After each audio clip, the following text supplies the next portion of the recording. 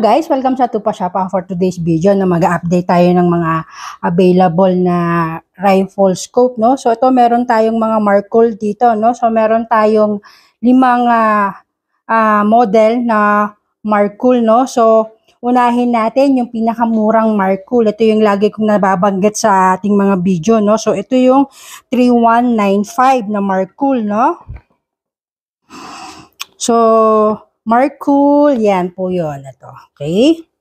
So, ito is 3,195 po. Ang kanyang magnification is 3-9 by 40 po, no? AOE. So, yung reticle niya, ito po yung reticle niya, no? So, sana makita sa video. So, yan. So, yun po. 3x9 by 40 AOE po siya. Okay? For only 3,195 po, no? So, ito yung lagi kong sinasabing pinakamura namin sa Markol. Okay? So, next.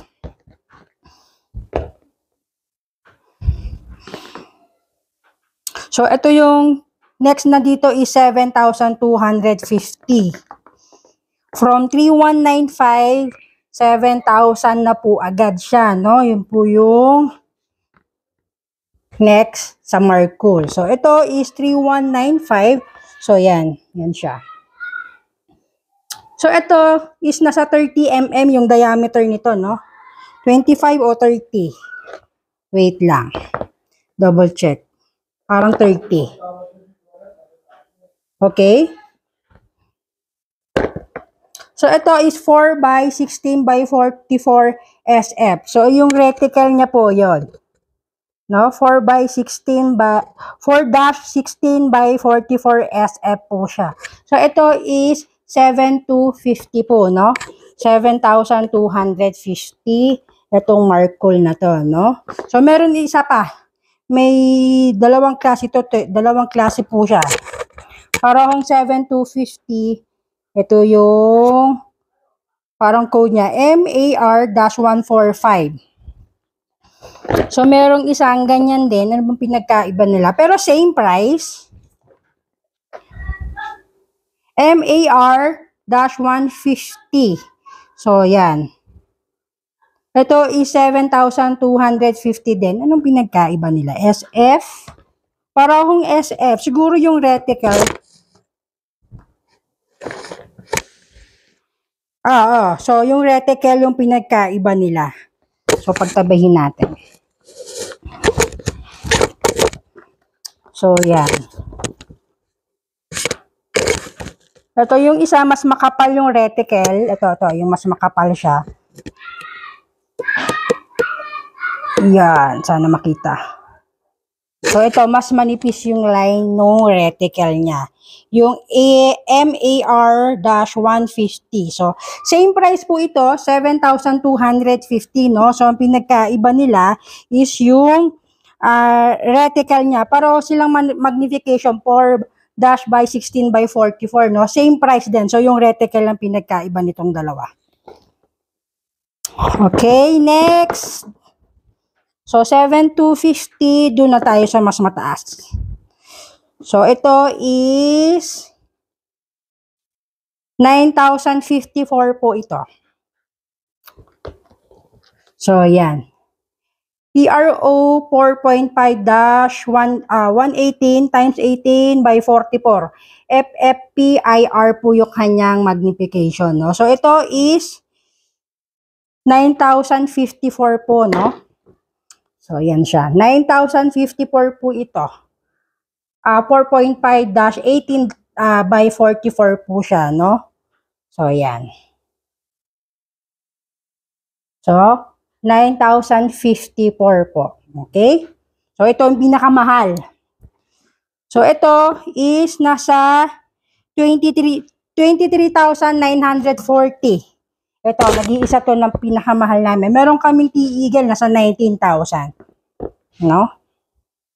Ito is 23,940. So, depende yan. Kung gusto mo talaga ng magandang quality, so, depende sa kaya po ng budget, magnification na gusto nyo, nababagay po sa inyo.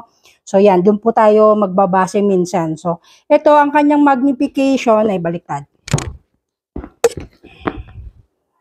Yan, nasa ED 5-35 by 56 SFFFP po siya.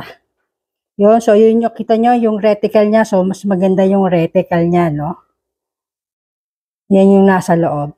So, ulitin ko, no? Ito is nasa 23,940 po itong Markcool, no?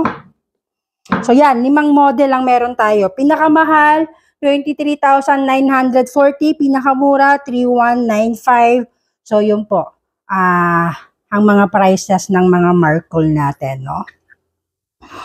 Yan, meron pa ako dito isang klase na T-Eagle. Yung pang budget. So, meron tayo ditong ito is 4,095. EOS 6-24 by 50, no? So, yan. Ito is 4,095 po ito. Dalawang klase. Hindi ako nagkakamali. Ito is 4,095. T-Eagle po ha. T-Eagle po ito. So, yan. 4,095 po itong T-Eagle na to. Okay? Times 24 po siya, no? By 44. Ay, by 50, sorry. Times 24 by 50 po yung kanyang magnification nito. Ulitin ko 4,095. Ito yung pinakamura ko ngayon sa T-Eagle. Itong 4,095 na to. So, next. Ano to? 9,000, 30mm. T-Eagle din. So, ito naman yung kanyang magnification. Ito is 9,000 pesos. Okay? Yan po. So, tignan natin yung loob. So, kadalasan naman dito may mga kasama ng sunshade. Yan to po. Ito sa T-Eagle. So, ito 30mm po siya, no? Yung lapad po niya. Ay, nakasealed. So, kuha tayo ng hindi nakasealed, no? So, wait lang po, So, ito po yung 9,000, no? Times 16 by 44 po. So, yan po yung itsura niya. Okay? So, tingin pa tayo. Hindi ko sure kung meron pa tayong mga T-Eagle na scope, no? So, ngayon, ito munang dalawang T-Eagle, saka ito yung 5 Markcool ang pinakita ko sa ngayon sa inyo, no? So yun po.